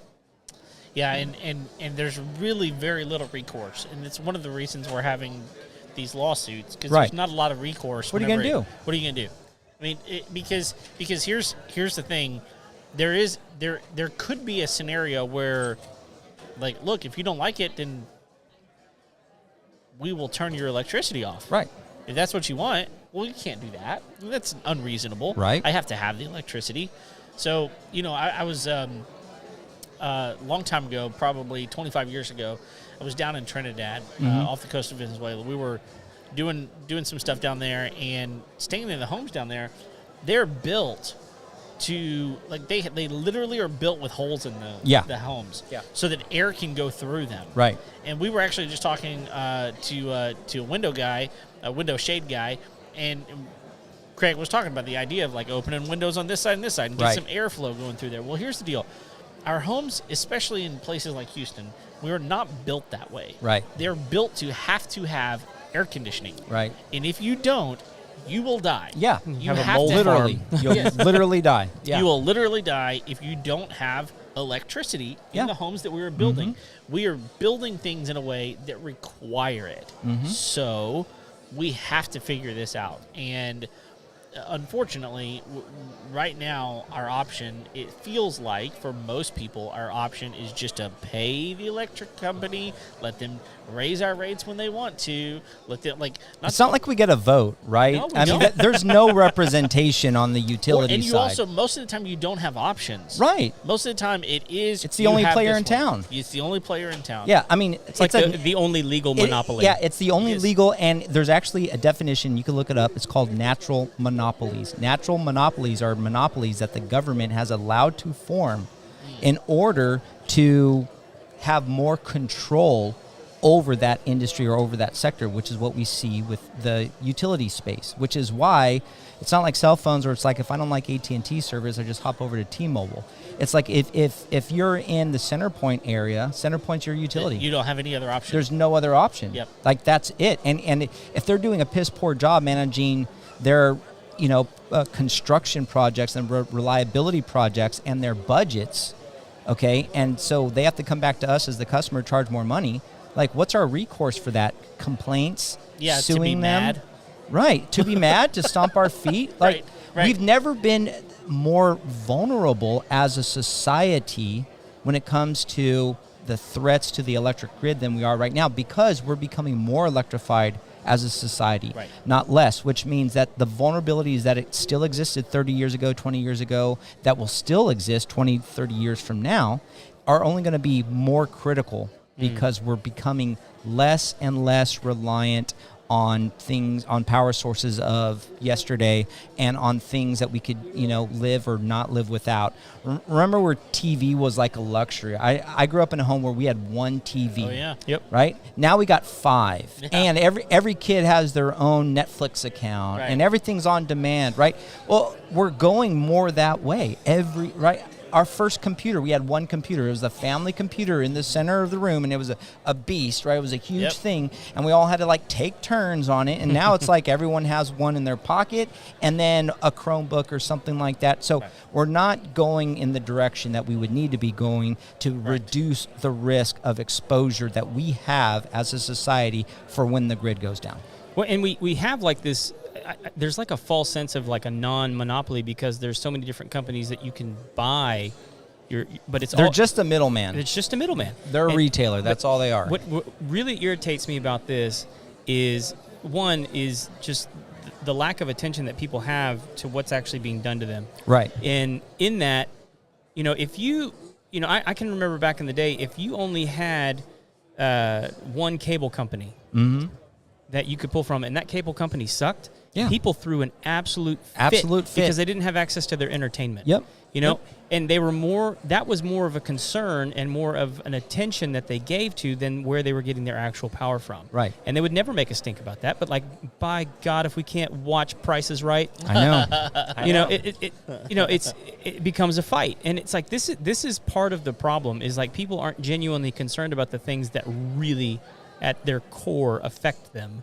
And how People don't miss it until it's gone, Yeah. right? So Yep. if you shut the lights off, okay, for 2 hours, everyone's like, okay, that's an inconvenience. You shut the lights off for a week, and it's like, okay, now we got a problem. You shut it out for 2 weeks, people are dying. This is a critical emergency. Someone is going to get fired, go to jail, do something. right. Right? And so we've become so relaxed and so accepting of piss poor service.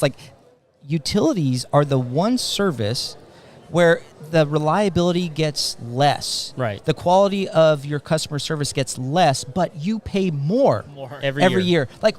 What other business would that be tolerated? If you gave me worse service every single year and it just got worse and your quality started to go down, but then you were charging me more, I'd go next door to the next guy because that business won't stay open very long. Right. But with utilities, It is what it is. it is what it is. Yeah, so I think that there's a couple of things here. I think that there's, and we talked about this a minute ago, about how Josh does a very good job of education, and it's a big deal because what I find is so many people, they look at that you mentioned it, you touched on it a minute ago. A lot of people look at solar and they go, well, I don't want that. I don't care that much. Like I'm not a tree hugger. Well, what we're talking about here is a revolutionary idea, but it's not a revolutionary idea that is like a negotiable. Right. It is an area where you have to make a choice. Right. Are you going to continue to allow someone else to control the way you get your energy and charge you however much they want to? In fact, wasn't too long ago, and Craig and I are on a co-op, and actually we kind of like co-op? We're with Mid-South. Mid-South. I'm with Mid-South. And we actually kind of like them. They do a pretty good job, and even during the hurricane, I mean, they were Wish they had working better really hard. incentives for solar, but whatever. Yeah. Well, Right. I mean, Calling them out. overall, Mid-South's more reliable long-term than They like are. a center point, right? They Like are. we get tons of these little blips, but it's never more than, It's never more a few than- minutes. That's Yeah. right. And overall, they do a very good job. They actually do care about their customers. Right. Like it's a co-op, so there's at least a little bit there. But what I find is that even in those scenarios, we wind up seeing so many people that just don't get the fact that you are still relying on someone else to tell you how it has to be Right. done every single time. And you're on their schedule. That's If exactly you right. want to build something new, you're on their schedule. That's right. So, like, let me give you an aside to what I think this is akin to, and that is gas prices. Yeah. Like, whenever you talk about fuel, when you talk about gas in general, you and I cannot control how much we pay for gas, Right. but we have to have it. And literally, we have no alternatives unless we go with an electric vehicle. That is our only recourse right now to get past. Which I think every home should have. Like, I drive an F-250 diesel, right? So Yes. it's not the most economical, but I think in terms of reliability, everyone should have some kind of electric vehicle as part of their fleet, because imagine this, right? The grid crashes, domestic terror attack, which people don't know, but that actually happens quite a bit, and you could look it up. 2 years ago in North Carolina, there was a sniper, took out a substation transformer. 500,000 people were out for 2 weeks. Metcalf, PG&E over in California, sniper took out a transformer. Believe me, they never caught the guys because their cameras are turned inward. They're not Sure. looking for A a guy 2 mile away guy. 500 yards out, right? Yeah. And it's disrupting to that service for a long time because transformers aren't something you just pull off the shelf, right? So when the grid finally does go down, gas pumps won't work. Right. And gas goes bad. So yes, do I have a gas and diesel? Yes, gas and diesel. Do I want an electric vehicle? I do, for the fact that I have solar and batteries, and when the grid finally does go down, my diesel is going to run out pretty fast, and I have no place to go to get more when there's no electricity available, and whatever I have stored is only going to last so much. Right. Whereas if I'm generating my own power, I plug in my car, I'll be the only dude on the road. And so that's part of my point here. Is there's actually I've seen a couple of memes going around recently of people going, "Hey, congratulations on your electric car. You realize that you're using Natural gas to actually To power fuel that it, yeah. thing. It's like you're in this. You think you're saving the planet, but Right. you're actually still using Right. these alternative fuel options in order to Yeah. fuel your vehicle. Yeah, right? yeah. But here's the solution. You truly want you buy an electric vehicle because if your reason is because I truly want to get away from the environmental problems that are caused, which, by the way, there's battery issues too. But we can Battery issues. There's cobalt mining. That's so dirty many- mining with exactly. a bunch of There's so many kids issues. dying in the fields That's trying exactly to right. mine cobalt. And you can't dispose of them. We're going Right. to run out of Yep. lithium. It's not it's a non-renewable resource. So there's a lot of issues. People are working on it. Here's my point.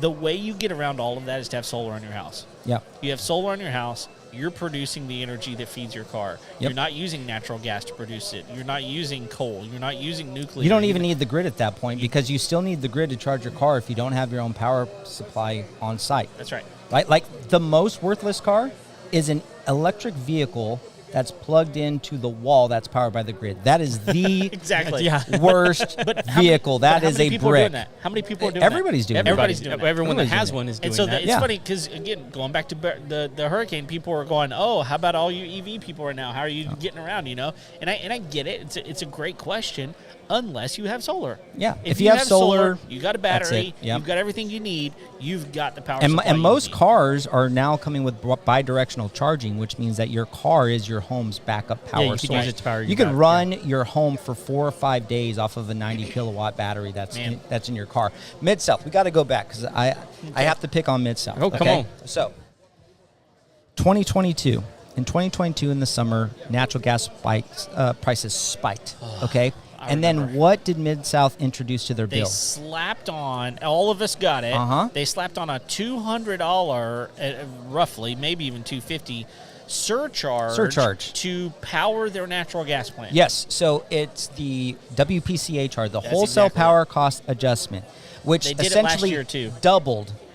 It's Yes. still on our bills. Yep. It's And still there. natural gas rates are at the cheapest they've been in 10 years, and that's still something I'm paying for. And as a solar customer, I still have to pay for that. That's not offset.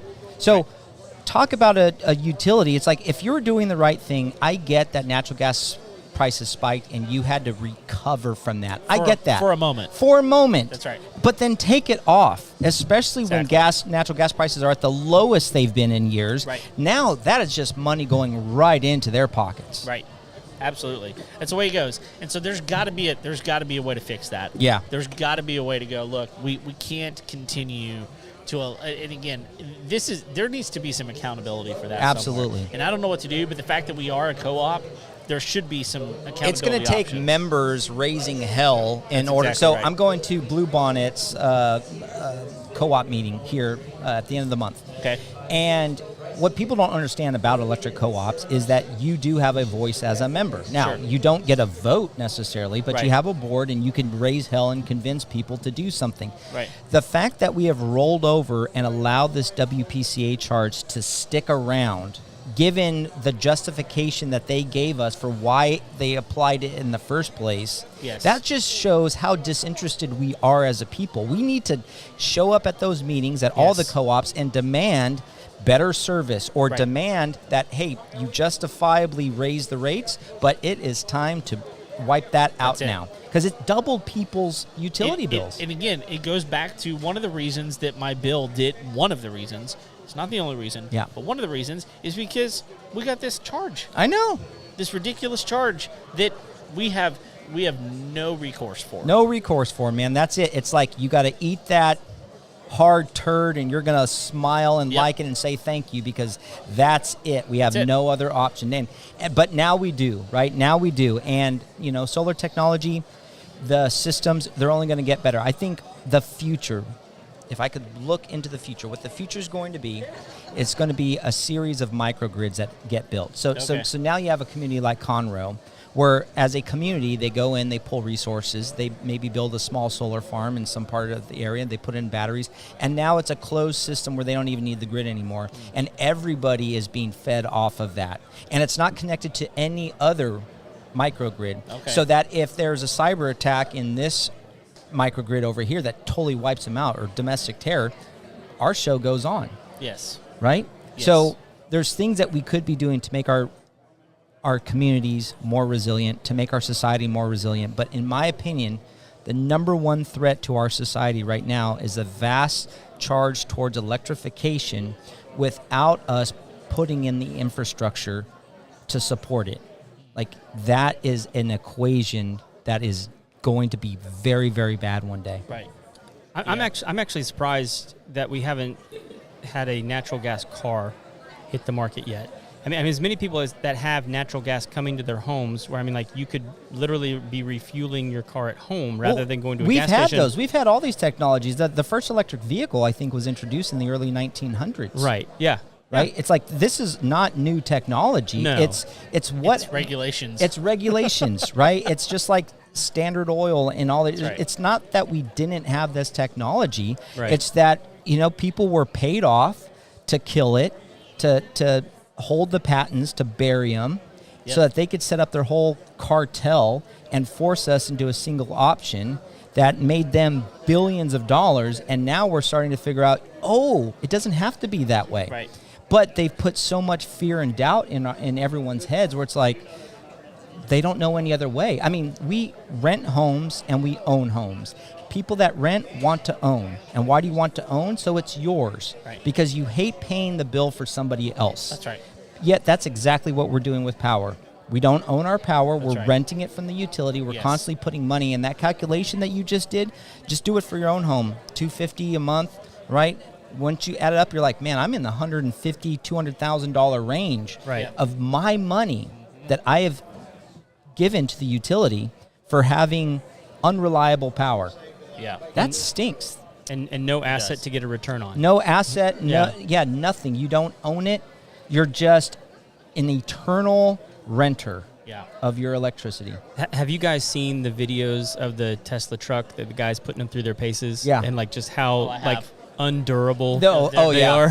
They broke the frame. Well, Yeah, I you- watched it. It was doing an F-150 pull. It was trying to pull off an F-150 off of some berm it got on, and it totally broke the frame. Yeah. Yeah. I'm like, Well, so I got to do better, Elon. Got to do better, Right. bud. a car guy that I was talking to said, "Are we about to lose it again?"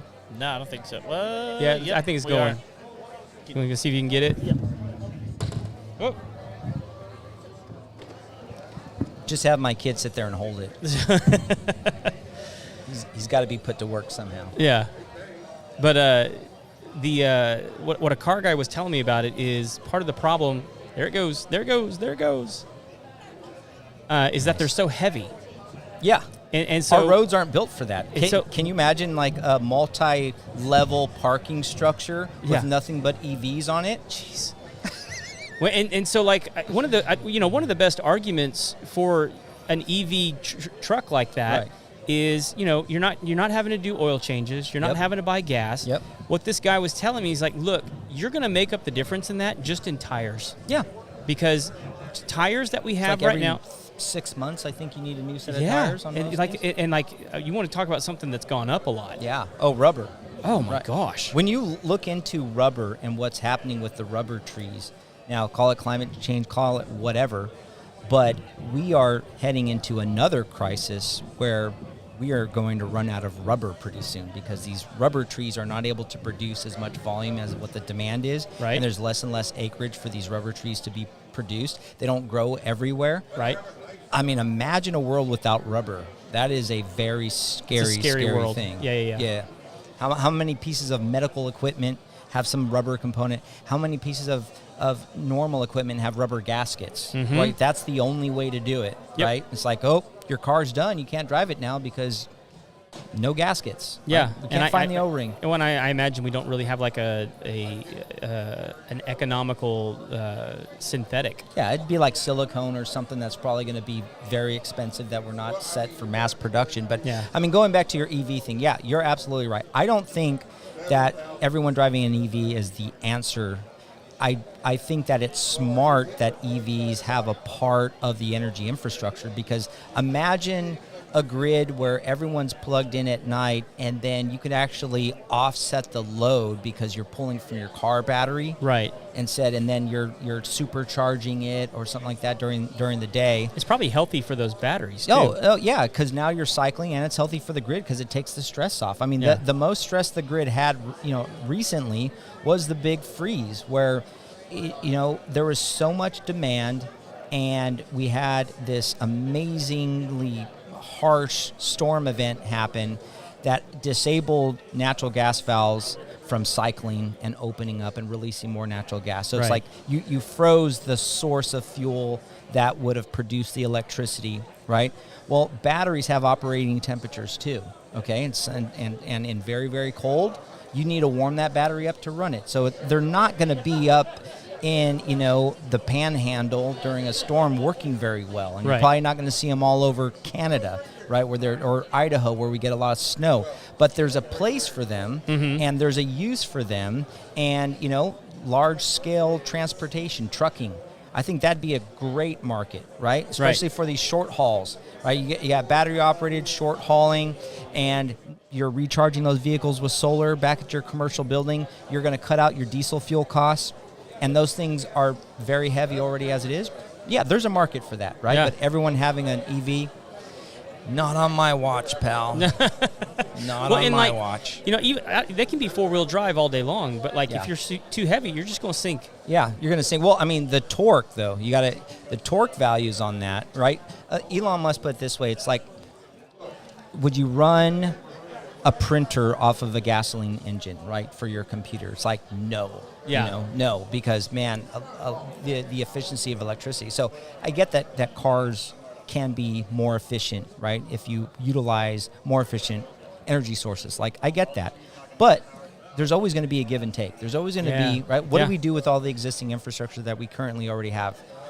Are we going to convert every single gas station into an EV charger? It's like, no, right? And they don't want that. And they don't want that. And so it's a disservice to car manufacturers, for governments, to arbitrarily put these silly deadlines and mandates on them on when they have to have fully switched over to electric vehicles. Like, that's asinine. Yeah, That's not a bad word, and right? no one's Asinine? and no No, one's I going to think come. Yeah, it's fine. Yes. No one's going to comply with that either. Right. I mean, you can't. It's We're going to find the cobalt. We're It's going to pure. find the It's just virtue signaling. That's all It's it really is. all it is. 100%. I mean, like, we're going to say that we're doing this so that everybody will just like think that we're virtuous and ethical and holy and righteous and, you know, like, and no one really cares. Well, the country with the most EVs on its streets is China. Yeah. Okay, do we consider China an environmentally friendly and conscious? No, it's like other than India, it's like one of the most biggest polluted polluters. areas. Yeah. Right.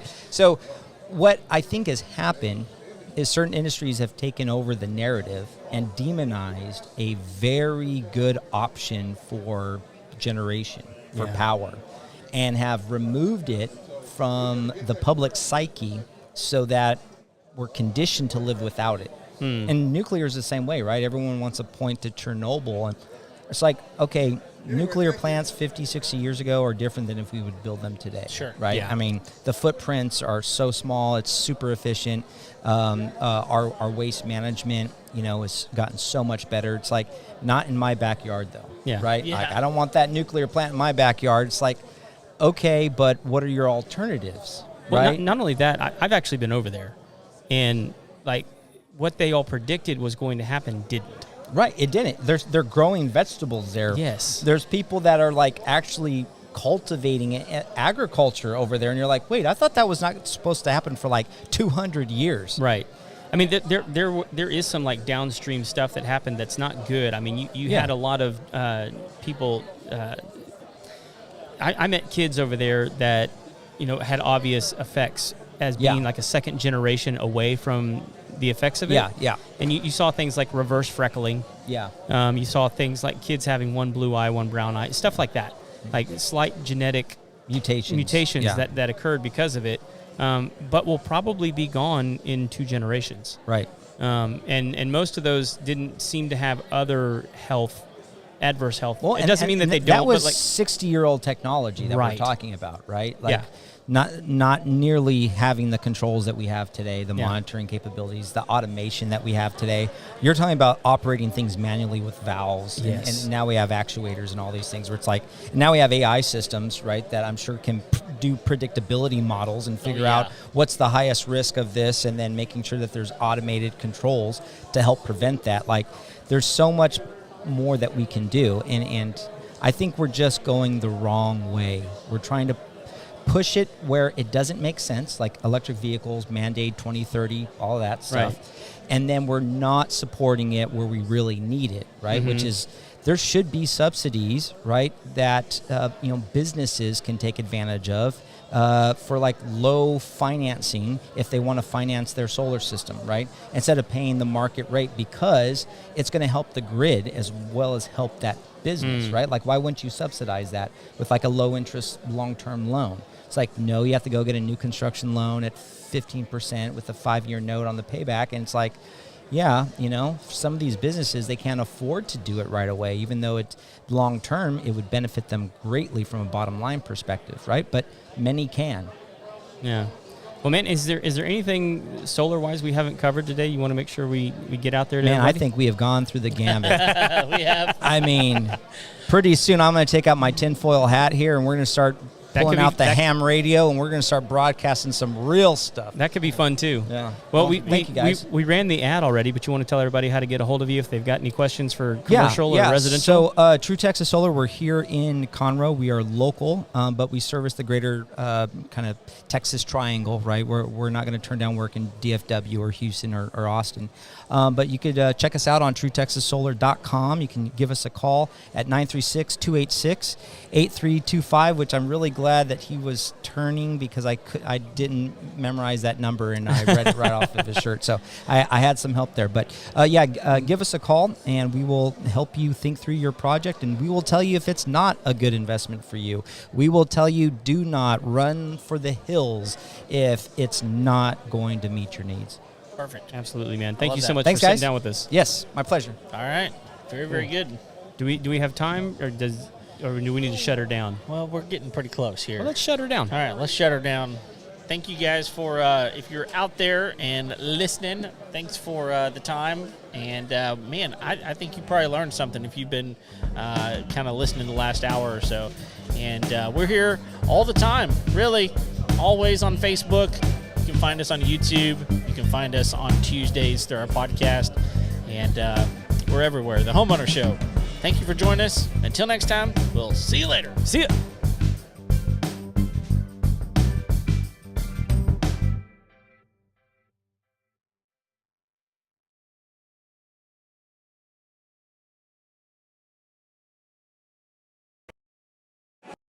More stuff I've got to do this afternoon. Seems my mother-in-law bought a tree, so I got to go help her get it. Like a big tree? It's not as big as it could be. By the way, his son brought that tripod over. I was like, "This is brilliant." Yeah, to hold it up.